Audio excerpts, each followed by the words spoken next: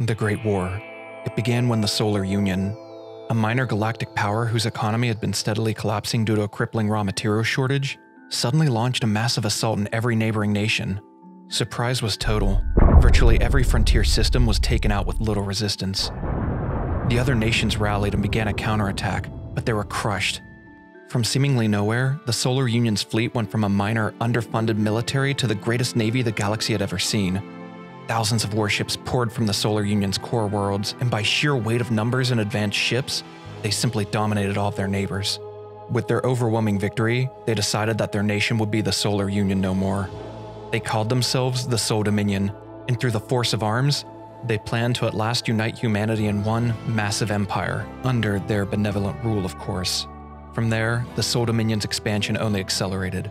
Every solar system annexed, every nation conquered, seemingly only further fueling its vast fleets. No matter how far they reached, their navy never seemed to be stretched too thin. But at last, the remaining galactic nations, who until then dismissed the Sol Dominion as a minor threat that was being blown out of proportion, realized the gravity of the situation they now faced. They allied, and the United Front was formed. As the Sol Dominion continued to advance, billions of refugees were displaced and fled, some seeking safe havens as far from the fighting as they could, while many others chose to join the United Front's efforts in fighting back. Glomus? Glomus, is that you?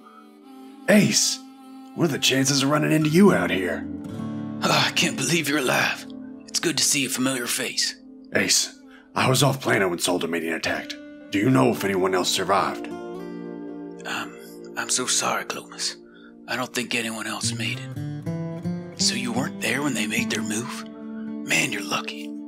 I don't understand. Sol Dominion hit us with a massive fleet.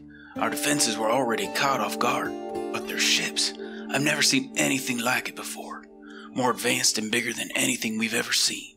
The only reason I managed to escape was because me and a small group of guys were missed by a patrol passing through, and a nearby ship was barely guarded. The window of opportunity was so small, we had to take our chances right then or there, or we would have been killed off or enslaved like the others.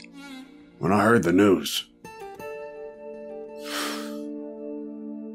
we lost everything back then, didn't we? Well, at least I have you here now. I try not to think about the past too much. I'm looking ahead, which is why I'm on this ship to join the United Front. I guess you're ready to take the fight to Sol Dominion too? I was close to the fighting when all this started. I helped take care of the wounded refugees. I'm not a fighter, Ace, but I've been studying to be a doctor. That's how I plan on helping. Man, I still can't believe I ran into you. The other people I've met here are nice, but you and me go way back. It's different, you know. If we can stick together... Glomus! Hey, Glomus. The Blue Pond Kinship is preparing another attack. We're about to post our defenses. Be on standby for anyone that comes back hurt. Oh, thanks. I'll be ready. Hey, Ace? Yeah? Be careful out there, alright? I don't want to have to bury you out there next to Phantom. You know me, Glomus. It'll take more than a few savages to put me down. Plus, I don't want you making some big speech at my funeral. You were very moving, but I want it quiet and simple when I'm laid to rest. Alright, be ready for any wounded. I'll keep you updated through the comms. You're coming too? Are you sure you don't want to stay back? This is all hands on deck, Bish. You don't think a girl can handle herself? Maybe you should stay back and I'll protect you. How do you think that would make me look? Stay by my side. I'll keep you safe. My hero. Alright, let's move, people. Get into positions. They'll be coming soon.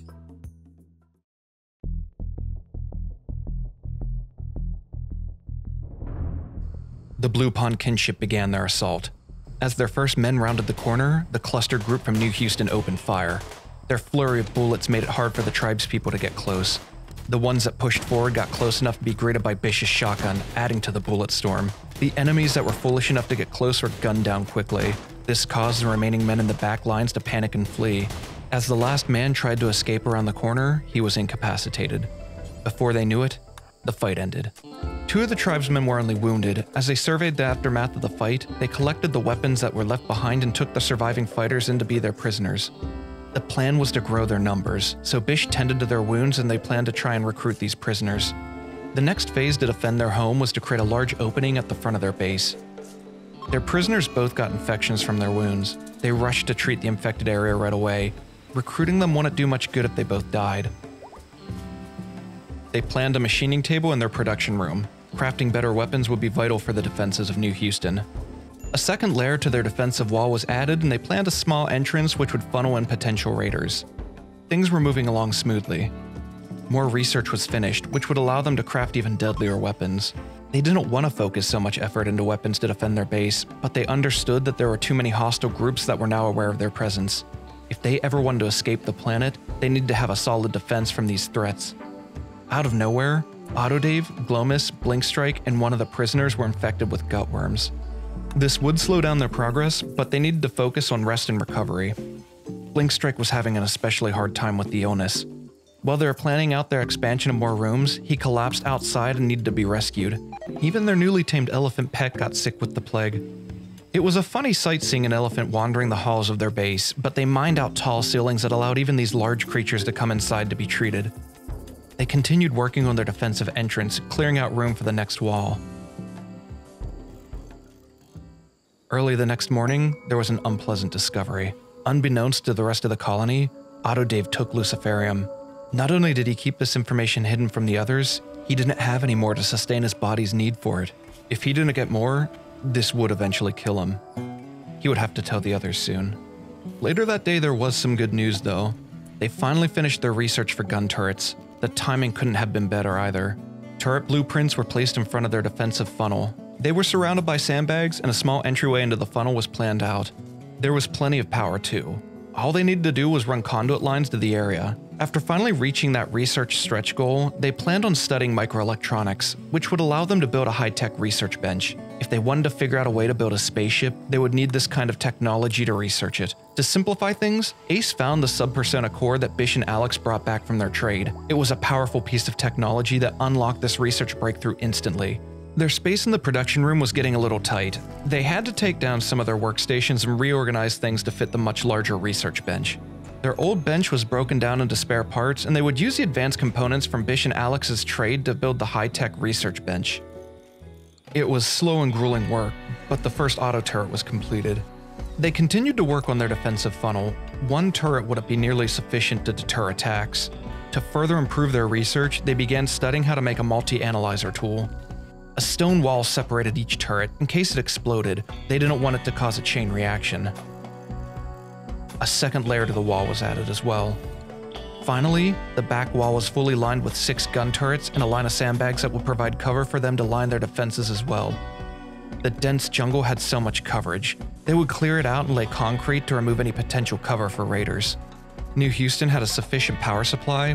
Both sides of their base were closed off with a thick wall of defense, and now their only way in was going to be through an open funnel where bullets would rain down on anyone that dared to attack them. Their food supplies were full, defenses were almost finished, and they had plenty of room to expand into the vast mountain in case they grew in numbers. Morale was high at the moment. Topi worked very hard on laying the concrete.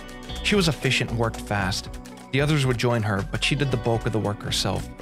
Days continued to pass and the floors were about halfway done. Early on the 6th of September, they received a new trade request. A nearby settlement seemed to lack supplies to clothe their people and offered a trade of valuable items if New Houston was willing to trade with them. It was an offer they couldn't refuse. Just like last time, a new tailoring bill was set to make a bulk order of pants. Looking over their map, it was less traveling distance than the last trade route too. That evening, they were being raided by the Blue Pond kinship again. A small raid at that. The defensive funnel wasn't fully cleared out yet, but they were anxious to see how it fared against the tribesmen. They traveled in groups of 2s towards what was now the only entrance to New Houston, unaware of what was beyond the narrow entryway. They cautiously went inside, slowly moving through what little jungle coverage still remained. As soon as they passed the clearing, they were in rifle range. The men opened fire as the raiders got closer. A few paces more and all 6 auto turrets lit up the open pathway with a flurry of bullets. In a mass panic, the tribesmen could only push forward at this point and were quickly gunned down. Ace thought they got a lot closer than they should have as he approached the only survivor of the onslaught. He stripped her of her belongings and finished her off. It still did the trick though, he thought to himself confidently as he collected the spare bows that were from the fight. Autodave's Luciferium needs were slowly increasing. It was like a ticking time bomb waiting to go off. He still had time. If they found some Luciferium, he could take it for himself, but what were the chances of that happening? Early that morning, Alex was able to successfully recruit one of the prisoners to join New Houston. His name was Michael Lannister, but he went by Mike. Mike was only 17 years old, still a kid basically. He was mainly a scavenger for the Blue Pond kinship, but after being captured and seeing what life was like outside of his primitive tribal life, he was happy to join New Houston. Their base finally started feeling like their home. They didn't want it to be a permanent home, but they accepted that the chances of finding or buying a spaceship were slim to none, and they could continue to research building their own ship parts in the safety of New Houston while living fairly comfortably. It wasn't what they wanted, but they were doing the best that they could with their situation. Later that morning, they were planning 2 more turrets that would be placed in range to open fire to any enemy as soon as they stepped into their funnel. While they were planning this out, a wanderer decided to join their colony. His name was Mo, and he was a pyromaniac. This would be problematic. Their numbers continued to grow. The following day, Alex was able to convince their second prisoner to join New Houston. His name was Deathox. Deathox was quite skilled all around, and while his role was mainly a gatherer for the Blue Pond kinship, seeing Mike join the colony and what they offered seemed appealing to him, and he decided to embrace their technology and become part of their community too. That evening, they began laying out the final conduit lines to the last of their turrets, and their defensive funnel was finally completed. They also finished researching how to make a tissue printer so they could replace Ace's destroyed lung with a synthetic one. It was time to continue their research for the multi-analyzer. Late that night, they were raided by a new group called Thideo. They were attacking immediately. A lone raider rushed in on his llama and was gunned down almost immediately. They even took out his mount before the others poured in.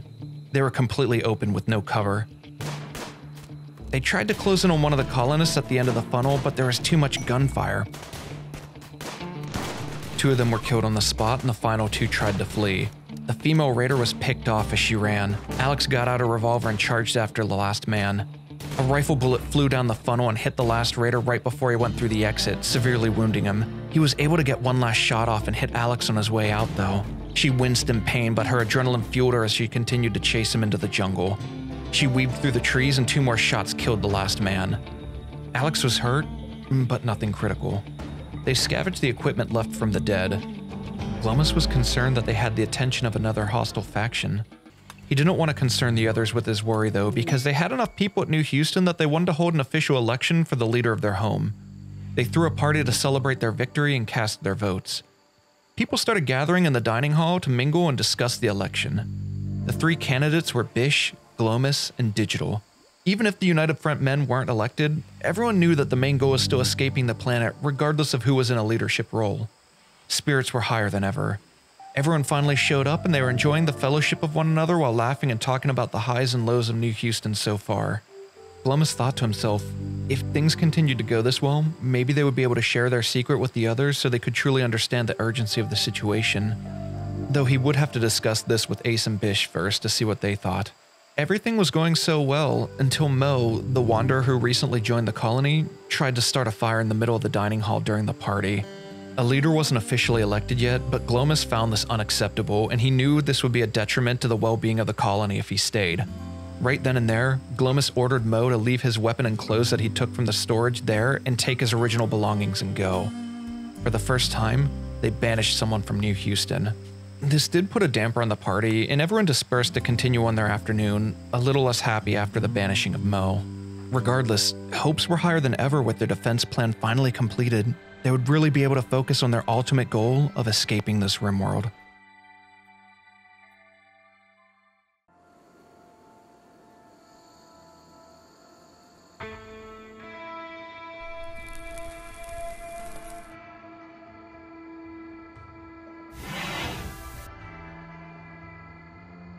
Hey boss, sorry to disturb you.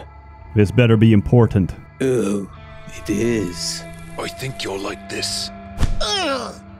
We were watching them like you asked, and grabbed this one as he was leaving. He stayed with them briefly. Is that so? Very good work.